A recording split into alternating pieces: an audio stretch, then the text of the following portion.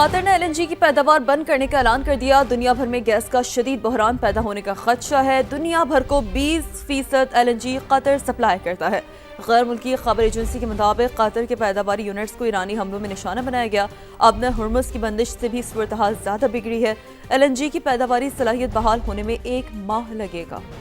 تو آپ کو اس بارے سے اپڈیٹ کریں. بڑی اہم خبر ہے LNG کی حوالے سے. قطر نے LNG کی پیداوار بند کرنے کا اعلان کر دیا ہے اور دنیا بھر میں گیس کا شدید بحران پیدا ہونے کا خدشہ بتایا جا رہا ہے. اس اعلان کے بعد رائٹرز یہ رپورٹ کر رہا ہے دنیا بھر کو 20% LNG قطر سپلائی کرتا ہے.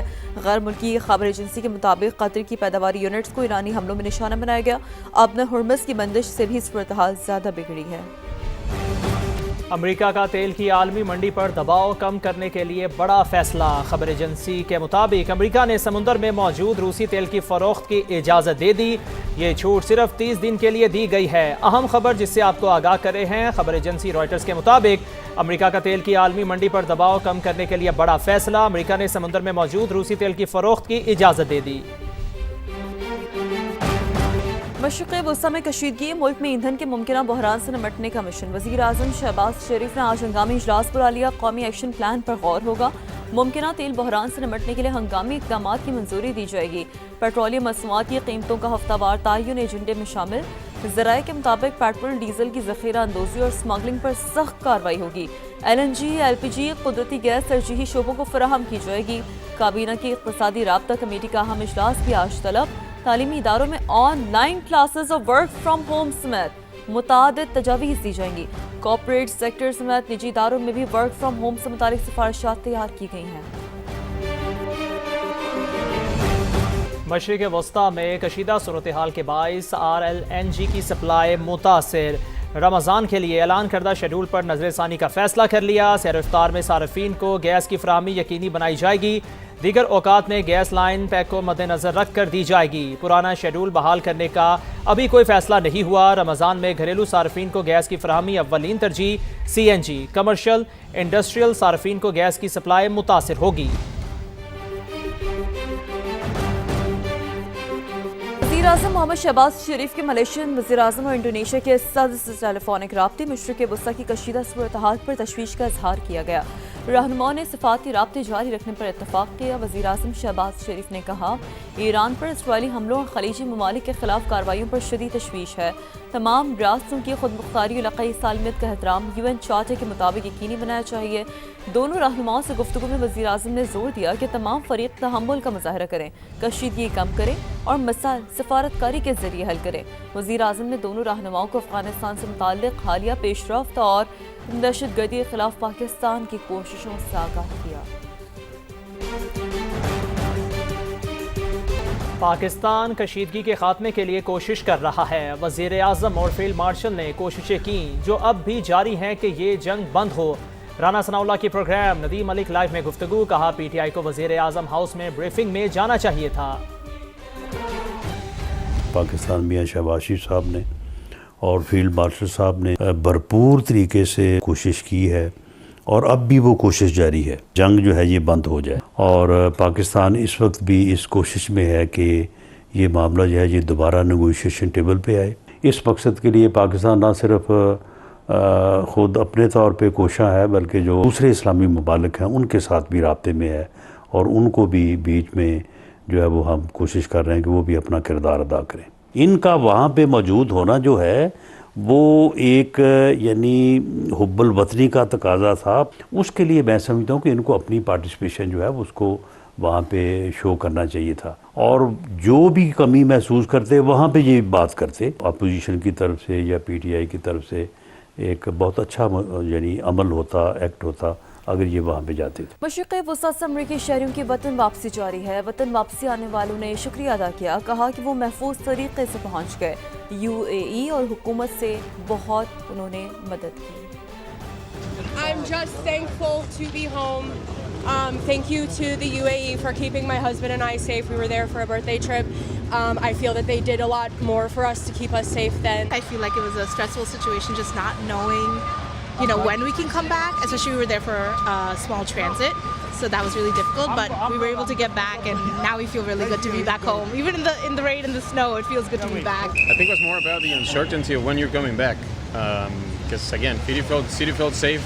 The king was walking on Dubai Mall by March 1st, 2nd. Our hotel was actually next to, we could see the US consulate in Dubai from our window.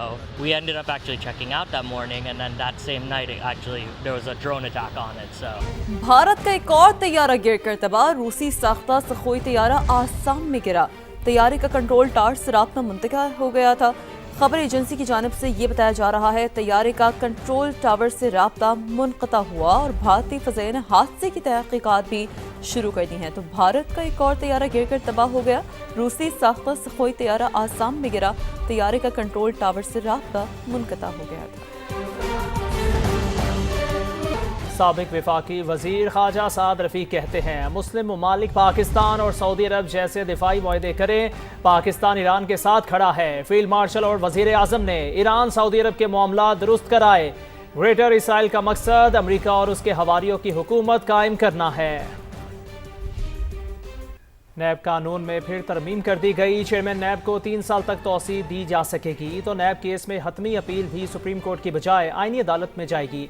नैब कार्रवाई के लिए हद क्या होगी और इस तरमीम का किस पर क्या असर पड़ेगा? इस हवाले से देखिए इस्लामाबाद से सुहेल रशीद की रिपोर्ट। नैब ऑर्डिनेंस में नई तरमीम, सबसे अहम तब्दीली, हाई कोर्ट से फैसले के खिलाफ अपील सुप्रीम कोर्ट नहीं, अब आईनी अदालत जाएगी। आईनी अदालत का दायरा इख्तियार चूँकि सिर्फ आईनी मामलात पर है, अपील में भी सिर्फ इतना ही देख पाएगी कि ट्रायल में कोई आईनी खिलाफ वर्जी तो नहीं हुई। नए कानून का इतलाक होने के बाद अगर बानी पीटीआई की 190 मिलियन पाउंड स्कैंडल और तोशाखाना 2 केस में सजाएं बरकरार रहती हैं, तो अपील के लिए आईनी अदालत ही आखिरी ऑप्शन बचेगा।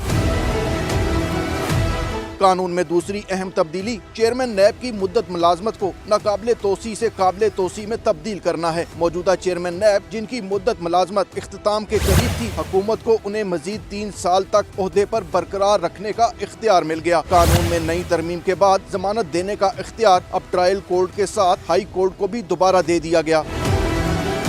एक और दिलचस्प तरमीम सेक्शन 5 में की गई। नैब कार्रवाई के लिए कम अज कम 50 करोड़ की करप्शन को हद मुकर्रर किया गया था, लेकिन अब इसे महंगाई की शरह के एतबार से हर साल एडजस्ट किया जाएगा। यानी आज 50 करोड़ की करप्शन का मुल्ज़म कार्रवाई शुरू होने तक महंगाई की शरह बढ़ जाने पर नैब रडार से बच भी जाएगा।